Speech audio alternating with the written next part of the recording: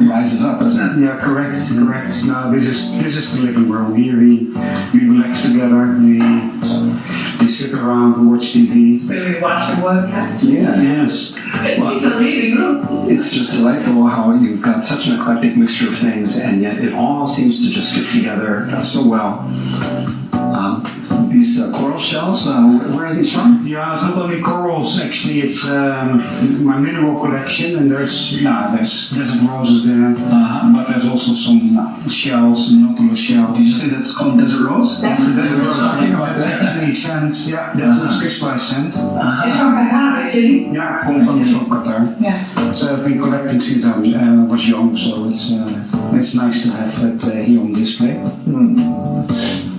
Yeah, this is also a very interesting piece. This is it was in my father's study, the typewriter. It's from 1907. We found out. My goodness.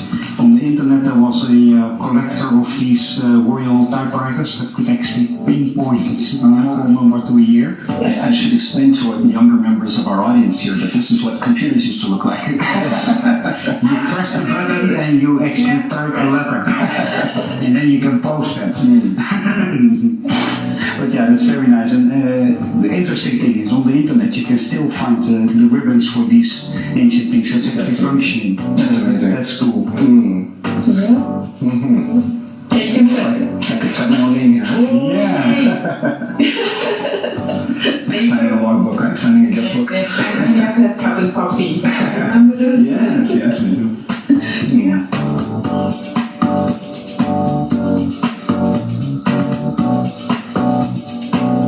So much of the furniture and decoration around this house comes from your time in Qatar and also from your own background in Holland. Tell us about this beautiful piece of furniture here. Yeah, this is actually an heirloom from my father's side. Don't know the exact heritage in terms of time. I think it's well over 100 years old. So, this is oak wood. This was made for my great-grandmother for the wedding. From an oak wood portrait at their house. Wow. And at that time there was no glass, so this is actually crystal. Wow. You see the board at the back there? Yeah. That's wood, that's just tin wood. That is not multi-board or whatever. Right. This is totally handmade and Italian marble. So you can see the color is already a little bit gone yellow over the ages. But yeah, this was one of the things that I inherited from my auntie. And it has traveled with us from London to Qatar, and then we designed this house, and then we actually designed this wall, as you can see, that it fits the cabinet, which were right to inches.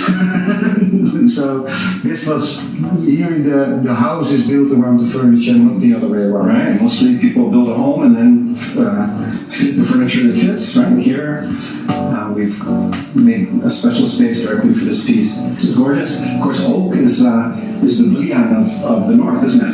Correct. And also the history behind it, that it comes from my great-grandfather's portrait at their house, and then they made it. So yeah, for me this was one of these things that I just didn't want to let get lost for the family. It's very special.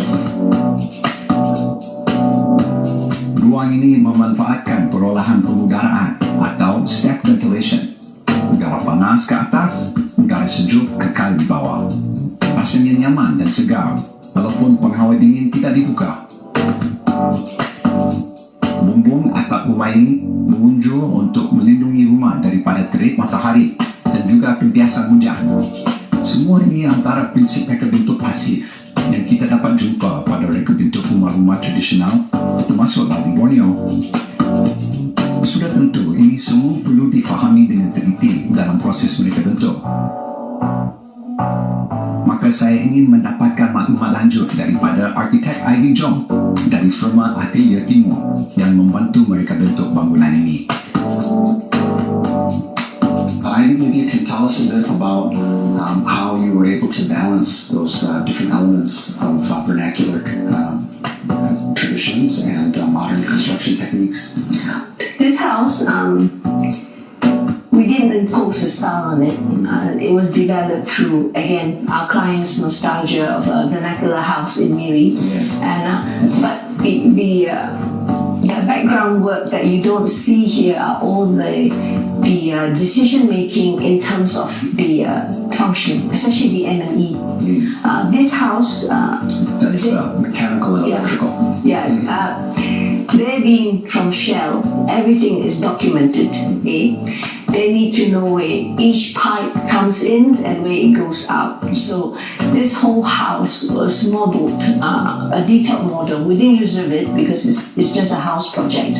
But the office detailed the whole system on SketchUp so that the client could see it in 3D and could understand. But in terms of the idea was that it was easily serviceable. All the pipes are clearly exposed and denoted so that future addition, future maintenance could easily be solved. Yes. Nothing was concealed. Those that was concealed was done in a way that it could be accessible.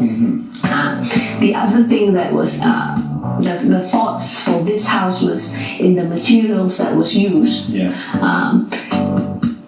For example, the walls.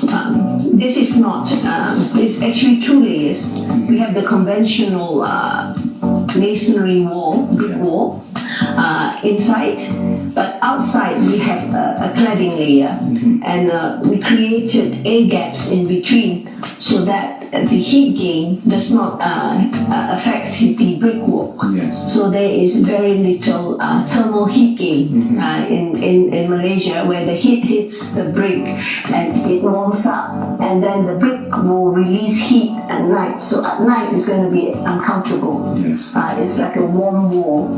We wanted to avoid that. So by doing the cladding, it actually served 2 purposes. One was to give them that vernacular language they remembered from uni, but the other one was functional, to reduce heat gain, to reduce the heat on the building envelope, Yes. so that when they have the air conditioning inside, the cooling load is much less. Yes. So we actually, for this whole house, they only have 1 aircon going to keep it to this level. We have different lighting levels for different requirements. Thank you very much, Henry. Okay. Yeah.